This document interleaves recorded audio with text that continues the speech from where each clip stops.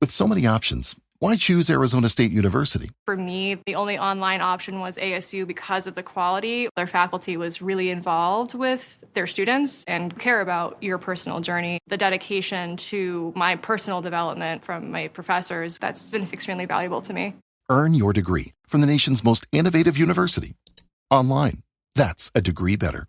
Explore more than 300 undergraduate, graduate, and certificate programs at asuonline.asu.edu.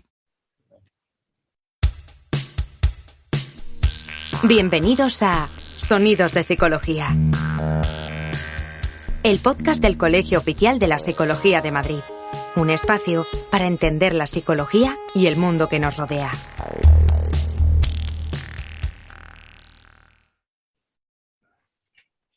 Bueno, muy buenos días, bienvenidos de nuevo.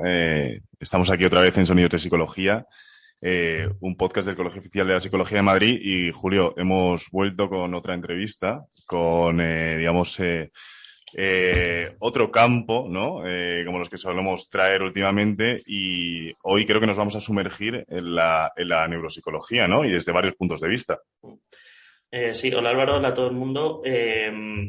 Sí, después de las últimas entrevistas a secciones, hemos querido traer con la última sección que se creó aquí en el Colegio Oficial de Psicología de Madrid, la sección de neuropsicología, y pues hemos traído a María Jesús Maldonado, que es psicóloga clínica, neuropsicóloga, trabaja en un centro de daño cerebral público y es la vicecoordinadora de la sección. Hola María Jesús. Hola, encantada de estar aquí. Muchas gracias por venir. Y a Concepción Fournier, que también es neuropsicóloga y psicóloga clínica, es vocal de la sección y es la coordinadora de la unidad de neuropsicología clínica del Hospital Infantil Niño Jesús. Muchísimas gracias por invitarme. Nada, muchísimas gracias a vosotras dos por estar aquí. Bueno, pues es un placer contar con vosotras para hablar de estos temas y bueno, yo creo que hay mucho que descubrir, ¿no? Así que, si os parece, vamos a ir ya para adentro y asomarnos a la ventana directamente y ver un poco qué es esto de la neuropsicología. No sé si, Concha, por ejemplo, nos puedes contar un poco cuál es el trabajo profesional, ¿no? de un neuropsicólogo. ¿Qué es lo que hace, ¿no? Para que entendamos un poco en qué se fija, ¿no? O hacia dónde enfoca su trabajo. Vale. A ver, la neuropsicología es una disciplina que lo que estudia es las relaciones entre cerebro y conducta. ¿De acuerdo? Entonces, ese campo de trabajo tiene una parte de trabajo clínico, tiene una parte de investigación, fundamentalmente. Entonces, en el caso de la infantil, lo que se incluiría es el estudio del cerebro en desarrollo, es decir, los niños nacen con un cerebro que tiene todas las estructuras pero no tiene conexiones. Entonces, la neuropsicología infantil es ese estudio de esas relaciones, pero a lo largo de todo el desarrollo del cerebro, ¿de acuerdo? Se puede dedicar a muchas cosas. La neuropsicología tiene parte clínica, tiene parte educativa, ¿de acuerdo? Nosotros, yo creo que tanto María Jesús como yo, lo que somos es un ejemplo de trabajo en la clínica. Entonces, ¿en qué se puede trabajar en clínica? Pues en cualquier enfermedad que tenga impacto en el sistema nervioso central. No solo enfermedades neurológicas, sino también otro tipo de enfermedades que los tratamientos pueden provocar daño o disfunción en ese cerebro. Por ejemplo, todos los tratamientos de radioterapia que reciben niños oncológicos, ¿no? O niños con enfermedades renales o niños con cualquier enfermedad crónica que al final puede acabar provocando alteraciones en el sistema nervioso central. Es decir, como veis, el campo es extensísimo. Y María Jesús, ¿algo es que se puede añadir? Pues estoy totalmente de acuerdo con Concha. Efectivamente hay una rama más que se suele denominar neuropsicología básica y otra que tiene más que ver con la clínica. En el caso de los adultos, que es el ámbito de trabajo en el que yo me ocupo, casi siempre trabajamos o bien con enfermedades neurodegenerativas o demencias o bien con daño cerebral adquirido. Estamos hablando de prevalencias muy elevadas. Cada año en España hay más de 100.000 casos nuevos de daño cerebral adquirido. Cada año la gran mayoría son ictus, pero pueden ser también, por ejemplo, traumatismos. Y en este caso, la parte más clínica de lo que nos ocupamos es de hacer valoraciones del deterioro y también, en algunos casos, de hacer rehabilitación o asesoramiento para intentar pues, ayudar a la persona a que normalice en lo posible su funcionamiento. Vale, habéis mencionado un poco estos dos ámbitos que entendemos que son especializaciones, pero como la mayoría de neuropsicólogos, por lo menos los que trabajáis en la pública, entiendo que que os intercambiáis, o sea, que podéis trabajar en ambos o no suele ser ese caso. O sea, los que os especializáis en infantil, casi siempre solo trabajáis con población infantil y los de adultos también, Sí, a ver, es que es absolutamente distinto, pero eso siempre pasa en cualquier aspecto de la clínica del niño o del adulto, ¿de acuerdo? Es decir, no tiene nada que ver. Es decir, es verdad que compartimos conocimientos comunes, pero la parte de infantil lo que tiene son esos conocimientos acerca del desarrollo, y en los adultos el desarrollo ya se ha completado. Entonces, cualquier cosa que ocurra, cualquier daño que ocurra, va a suponer una pérdida, ¿no?, de alguna función. Sin embargo, en los niños, cuando las funciones todavía no se han desarrollado, el daño puede ser silente y no verse hasta que pasen muchos años. Como el cerebro está formado por redes que están en formación, el daño en un área puede implicar alteraciones en múltiples redes funcionales. Entonces, nosotros cuando trabajamos con niños, probablemente el trabajo no sea tanto focal. Bueno, eso nunca es cierto, ¿de acuerdo? La persona es un todo integrado, ¿vale? Pero cuando se trata, por ejemplo, de hacer rehabilitación, en los adultos sí que puede haber un trabajo más centrado en alguna habilidad o en alguna habilidad dañada. En los niños el daño suele ser generalizado y el trabajo es más quizá a nivel global, o tiene que tener en consideración otras cosas, precisamente porque los sistemas son sistemas funcionales. Sí, en el caso estoy totalmente de acuerdo con Concha. Trabajar con población infanto-juvenil tiene ese hándicap, esa dificultad añadida de que al estar el cerebro en desarrollo, ¿no?, las cosas todavía no están tan terminadas y hay efectos que se ven a largo plazo, aunque también es verdad que en población adulta muy mayor tampoco podemos considerar que las funciones están en su máximo, ¿no?, porque a partir de cierta edad también hay un declive que forma parte del declive natural de las funciones cognitivas, ¿no? Pero es verdad que trabajamos con casos, sobre todo demencias o daño cerebral adquirido, que acentúan ese declive mucho en población adulta mayor, o en el caso de adultos más jóvenes, ¿no?, o de mediana edad, sí que podemos considerar que, bueno, pues todas las funciones cognitivas estaban ya desarrolladas y de pronto viene un evento externo, por ejemplo, si la persona ha tenido un accidente de coche, o bien la aparición o el desarrollo de una enfermedad neurodegenerativa que hace que esas funciones se vean afectadas. Es muy interesante y además esta diferenciación entre, digamos, trabajar con esta población adulta, ¿no?, infantil, en cuanto a aproximación, ¿no?, en cuanto a digamos, esa intervención, ¿no?, de la que luego también nos gustaría hablar un poco, quizá de esa rehabilitación. Pero ahora, antes de continuar, para seguir un poco con la teoría, ahí hay un tema de actualidad que conocemos todos, que obviamente es la pandemia, ¿no? Justo yo creo que tú, María Jesús, has investigado, ¿no?, un poco acerca de eso. Casualmente, yo también he investigado acerca un poco de eso, fíjate. Ah, qué bien. Y entonces, por ejemplo, para compartir un poco, ¿no?, el conocimiento con todos nuestros oyentes y en general, ¿no?, respecto al COVID persistente, bueno, lo primero, seguro que si nos lo puedes definir de una manera que lo entendamos todos genial, porque no es, quizá no es fácil de entender. Pero bueno, hemos visto en algunos estudios, ¿no?, que había ciertos déficits, ¿no?, cognitivos o quizá o por ejemplo en la atención, ¿no?, o en ciertas tareas de memoria se han visto, pero no sabemos realmente hasta qué punto, no sé, cómo nos lo tomamos esto, o sea, quiero decir, entonces, si nos puedes contar un poco efectivamente qué es ese COVID persistente y qué es lo que tú has ido viendo acerca de eso. Sí, la verdad es que es un tema interesantísimo y me alegro de que podamos hablar un poco de esto. El COVID persistente son síntomas que en ocasiones son muy difusos, que aparecen después de haber sufrido una infección por COVID, cuando el paciente aparentemente ya está recuperado de la fase aguda, pero persisten algunas alteraciones. Algunas de estas alteraciones pueden ser muy físicas, por ejemplo, la fatiga o la sensación de ahogo, pero una parte muy importante de lo que describen los pacientes, de lo que están describiendo actualmente en las unidades post-COVID, que son unidades multidisciplinares que se han creado para estudiar este tipo de casos, son síntomas neuropsicológicos. Hablan sobre todo de los problemas de atención, algunos problemas de memoria, mucho cansancio cognitivo cuando están haciendo las tareas, problemas de atención sostenida. Se parece mucho a los síntomas de la fibroniebla, que es el nombre que se suele dar a las alteraciones cognitivas que aparecen en el curso de fibromialgias. Entonces, el cuadro se parece bastante. La gente habla de neblina mental o de esta fibroniebla, ¿no? Sí, la neblina mental lo describiría bien, como síntomas que persisten. Es verdad que a medida que van pasando los meses, lo que nos cuentan los pacientes es una progresiva normalización de esta sintomatología, lo cual nos hace ser también optimistas en cuanto a la resolución, pero seguimos teniendo pacientes con síntomas incluso de la primera ola.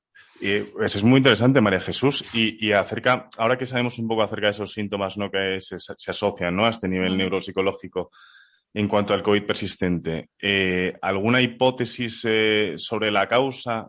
Se han escuchado un montón de cosas, se han escuchado que este virus que quizá no era respiratorio, que era inflamatorio, que era sanguíneo, que sí. Un montón de, digamos, opiniones, ¿no? ¿Alguna hipótesis que nos puedas dejar? Sí, se ha hablado mucho de la hipótesis inflamatoria, también porque muchos de estos casos de COVID persistente también se han medido en un tipo de población post-COVID muy específica, que son los síndromes post-UCI. Los pacientes con COVID que se han puesto muy malos durante la pandemia, en ocasiones tenían que tener largas estancias en UCI. Estancia larga en UCI, podemos pensar a lo mejor en 80, 100 días, incluso hemos tenido algún paciente que llegó a estar 200 días en la UCI. La probabilidad de hacer un delirium o un estado confusional en estas circunstancias es altísima. Yo creo que más del 90-95% de estos casos han tenido estados confusionales, que además estos estados confusionales que aparezcan también se ha asociado mucho con síntomas inflamatorios. El tener marcadores elevados de inflamación aumenta el riesgo de hacer un síndrome confusional en la UCI, y también eso aumenta el riesgo de tener un síndrome post-UCI que también conlleva alteraciones cognitivas, ¿no? Entonces se está relacionando todo, aunque tampoco tenemos datos como para poder hacer afirmaciones muy rotundas. Yo no me atrevo, ¿no?, más que esta parte más descriptiva. Sí, interesante. Parece la tormenta perfecta. Sí. Justo antes has mencionado pues estos equipos multidisciplinares que se han creado para el trabajo con este post-COVID, ¿no?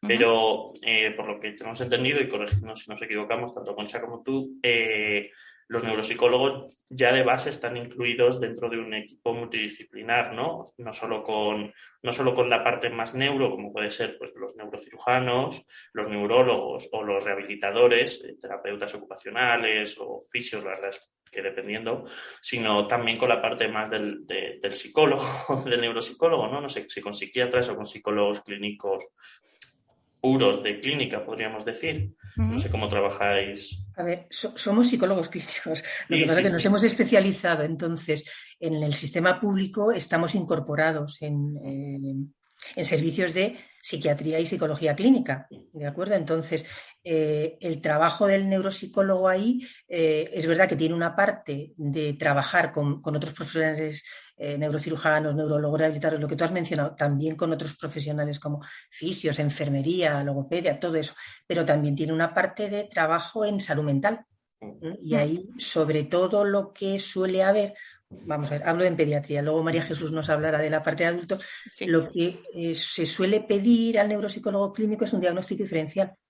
A ver, hay determinadas enfermedades neurológicas, por ejemplo, autoinmunes, que la presentación inicial puede ser la de una patología mental.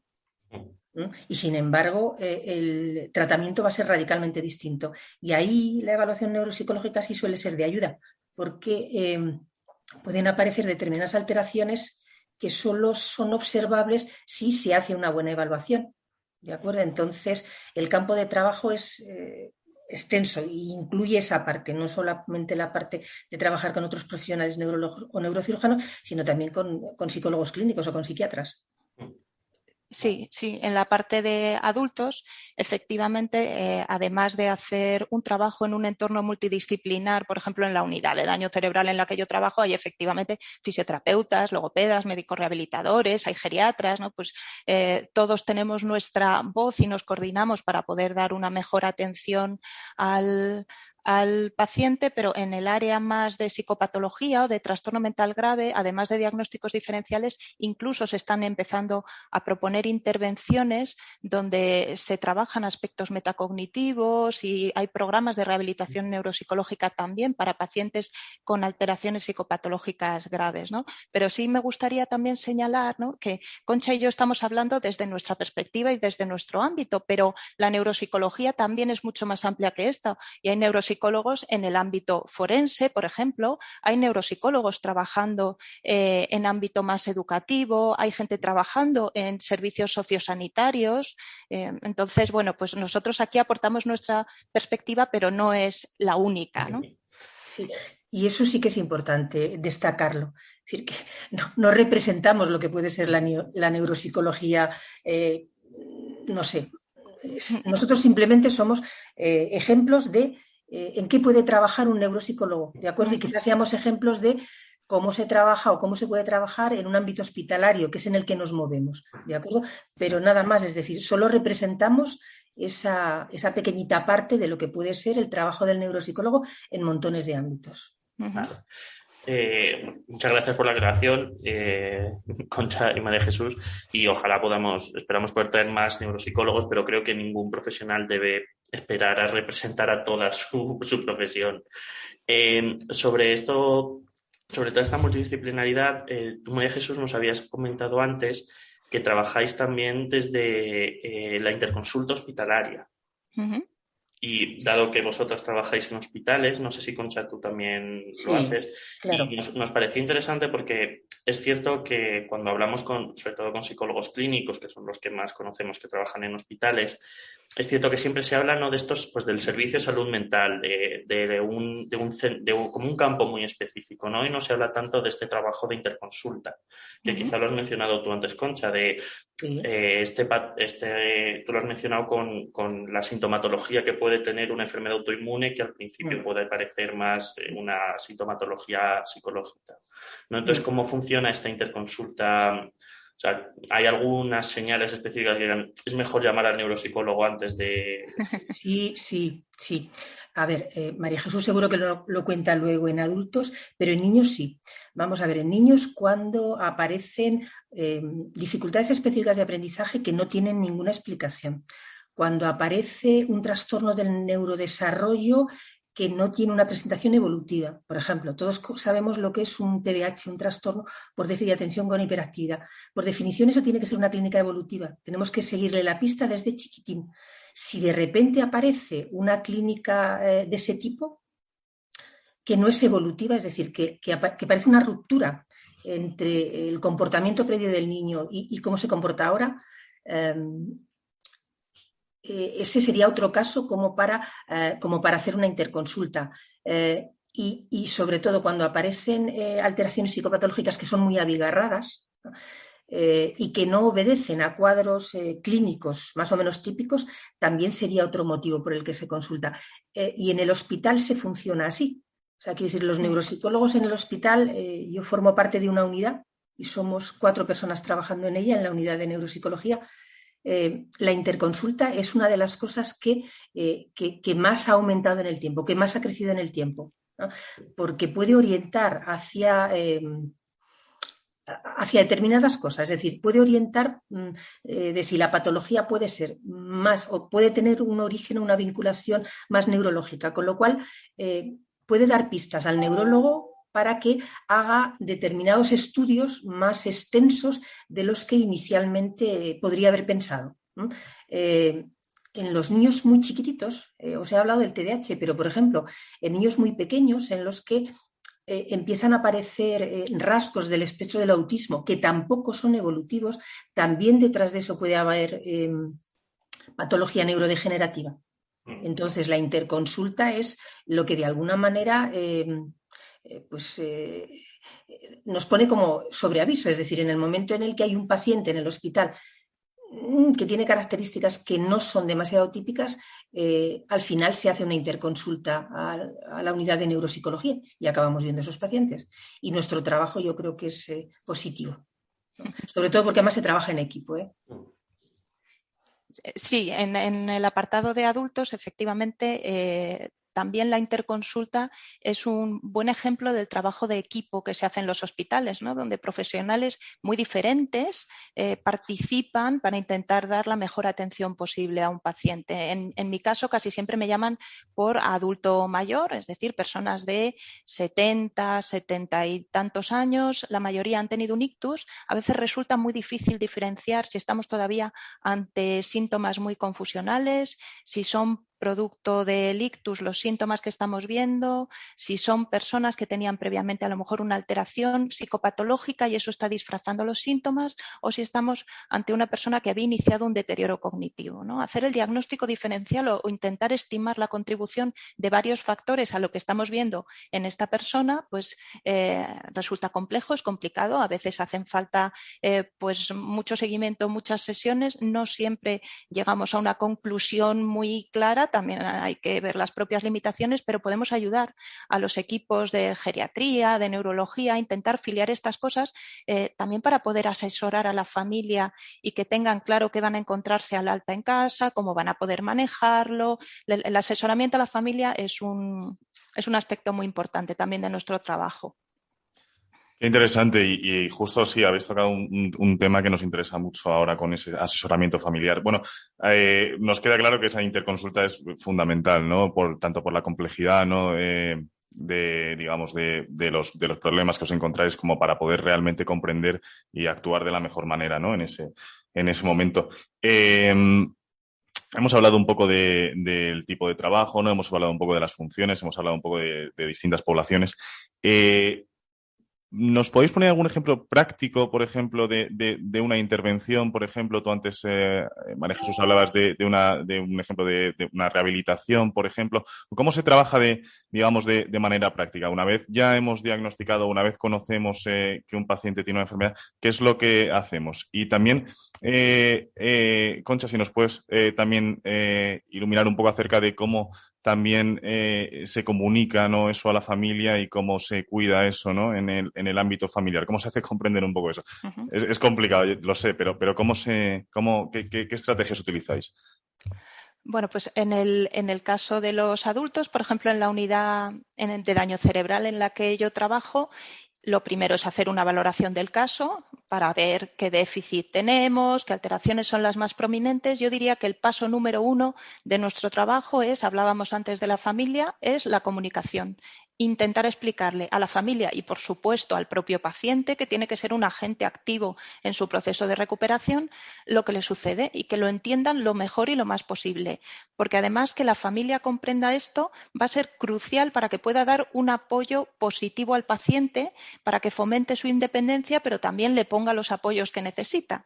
Entonces, esta parte de comunicación es imprescindible. Y la parte de comunicación, y volvemos otra vez al tema del trabajo de equipo, en los distintos profesionales que vamos a abordar el caso, también es muy necesaria. En ocasiones yo me muevo de mi despacho al gimnasio de los fisioterapeutas. En ocasiones los fisioterapeutas vienen y me preguntan cosas. A veces he hecho alguna sesión en conjunto con la terapeuta ocupacional del centro. La logopeda y yo hablamos de todos los casos. Necesitamos todos estar coordinados para remar en la misma dirección. También porque las dificultades motoras afectan en mi consulta, por ejemplo, porque el paciente puede no hacer determinados movimientos, pero es que las alteraciones cognitivas, por ejemplo, alteraciones en el ámbito de la atención, afectan cómo hace el fisioterapeuta su trabajo. O porque si el paciente está impulsivo, tiene mucho más riesgo de caerse en el gimnasio si le ponen a subirse en una escalera. Entonces, intentamos entre todos los profesionales estar muy coordinados. A veces hablamos todos los días de un paciente, aunque sea de manera informal por los pasillos, para ir remando todos en la misma dirección, intentando incluir en lo posible a la familia y sí, a partir de ahí sí vamos trabajando la atención a base de tareas, poniendo a veces también tareas para casa porque el tratamiento ecológico es muy importante. No se trata de que las tareas en mi consulta las haga cada vez mejor, sino que eso tenga un traslado después a su vida diaria, ¿no? Y para eso hay que trabajar mucho con lo que hace el paciente cuando sale de la unidad de rehabilitación. A ver, en niños la particularidad que tiene es que depende del momento de desarrollo que tenga el pequeñito, así se va a trabajar más directamente con él o con la familia. ¿De acuerdo? También depende el trabajo de con qué programa específico nos movamos. ¿De acuerdo? Por ejemplo, en lo que decís del trabajo de las familias. En el trabajo, por ejemplo, en cirugía de la epilepsia, que es uno de los campos de trabajo en los que los neuropsicólogos estamos metidos, ahí el trabajo con las familias es que entiendan a qué dificultades nos enfrentamos si hay cirugía o si no la hay, porque una cirugía cerebral para un padre es un acontecimiento traumático. ¿De acuerdo? Eso es algo con lo que siempre vamos a tener que contar cuando demos información. Cualquier cosa que le pase a nuestros hijos va a suponer una situación tremendamente traumática. Y más si a veces está la vida del chiquillo en peligro. Entonces, el trabajo con las familias es, igual que María Jesús hablaba de comunicación, aquí de lo que se trata es de que la información sea veraz, pero tiene que ser asumible. No podemos dañar ni dar una información que los padres no puedan manejar. Y entonces ahí hay que ser como especialmente cuidadoso. Es verdad que se requiere que el trabajo del neuropsicólogo se tenga que dar dentro de un equipo y que el equipo tenga que ser un equipo absolutamente cohesionado, porque si no fomentamos esas relaciones de equipo y no conseguimos esa cohesión, al final eso lo paga el paciente. Si estamos trabajando en otros campos de trabajo, por ejemplo, en el del daño cerebral adquirido, lo que es muy importante es poder empezar a trabajar casi en el minuto cero. Se están empezando a abrir unidades de hospitalización de daño cerebral, es decir, que el paciente, una vez que tiene el evento agudo, directamente pasa a una unidad de subagudos para trabajar en daño cerebral. Entonces, eso es importante, aunque no se pueda trabajar con el niño porque todavía está muy malito, sí que se puede empezar a trabajar con la familia, para que de alguna manera la familia vaya intentando asumir y entender las cosas. Si conseguimos que las familias vayan despacito, entendiendo las cosas, después es muchísimo más fácil que se adapten en la medida de sus posibilidades a lo que pueden ser las secuelas del niño. Con respecto a los tratamientos, en los niños es que pues el tratamiento depende mucho del momento del desarrollo que tengan, ¿de acuerdo? Y también tiene una parte que debería darse en el entorno educativo, porque muchas veces en las unidades de daño cerebral adquirido en la infancia tienen una duración limitada, es decir, podemos trabajar con ellos durante un tiempo, pero después tienen que pasar al cole, tienen que incorporarse a su vida cotidiana. Y esa parte es otra parte importante, la parte de coordinarse con profesores, ¿de acuerdo? Para que de alguna manera la incorporación del niño a un entorno natural, que además si está bien orientado, los tratamientos tienen esa dimensión ecológica de la que hablaba María Jesús. Si os parece bien, ya hacia el final de la entrevista, digamos que hemos tocado temas muy interesantes, temas tanto aplicados, ¿no?, como un poco más teóricos, como un poco más de, bueno, pues qué se hace, cómo se evalúa, ¿qué veis? Algo así más, digamos, más general, es esa visión, ¿no?, de que, pues, el cerebro envejece, ¿no? Tú antes, María Jesús, hablabas de ese deterioro, ¿no?, del cerebro con el tiempo. ¿Hasta qué punto el ambiente también afecta, ¿no?, a nuestro cerebro, ¿no?, y a nuestras funciones cognitivas? Bueno, en definitiva, todo el desarrollo, ¿no?, normal de un ser humano con su envejecimiento, en este caso, a nivel neuropsicológico. ¿Hay alguna manera en la que podamos, digamos, cuidar un poco a nuestro cerebro mientras vamos envejeciendo? ¿Hay algún punto no sé si hay prevención, no sé si hay educación en neuropsicología, en cuidarnos tanto en factores ambientales o sí? ¿Existe algo así parecido? ¿Cómo podemos cuidar nuestro envejecimiento? Porque cuidamos el envejecimiento del cuerpo. ¿Se puede cuidar también el del cerebro? Bueno, yo soy poco amiga de dar indicaciones generales porque es verdad que la vida de cada persona puede ser muy diversa. Es cierto que a nivel de proteger nuestro sistema cognitivo, todo aquello que tenga que ver con proteger nuestra salud física va a tener también como consecuencia un mantenimiento mejor de las funciones cognitivas. Cuanto más sano está el cerebro, en principio más sanas estarán también nuestras funciones cognitivas. También es cierto que determinados eventos ambientales pueden tener su influencia. No es lo mismo haber sufrido varias infecciones, no hablo del COVID en general, ¿no? O varias enfermedades importantes que no haberlas sufrido. Ahora está muy en debate el tema de en qué medida nuestra atención puede verse afectada por el uso constante de dispositivos externos que capturan nuestra atención y nos obligan a hacer un procesamiento muy bottom-up y no muy top-down, ¿no? Los psicólogos manejamos mucho esta dicotomía. Está en debate en qué medida eso puede perjudicar nuestra capacidad de manejar nuestros propios procesos cognitivos, pero en general todo aquello que tenga que ver con mantener una buena salud física va a redundar en mantenerse a medio y a largo plazo con una buena capacidad cognitiva. No sé si los de niños, sí, no.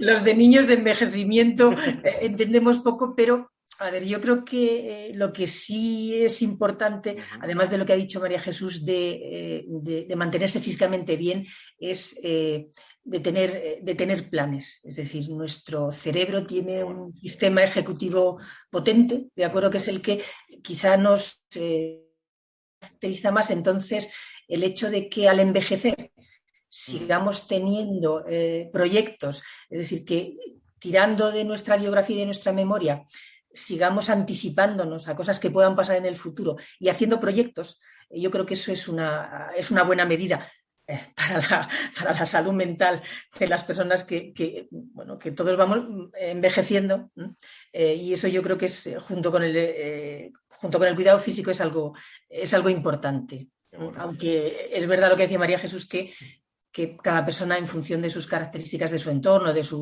sus circunstancias vitales, pues puede hacer unas cosas u otras. Pero el tener proyectos de futuro, yo creo que eso es lo que hace que el cerebro no envejezca demasiado deprisa. Pues muchas gracias. Tampoco queremos robaros mucho más tiempo.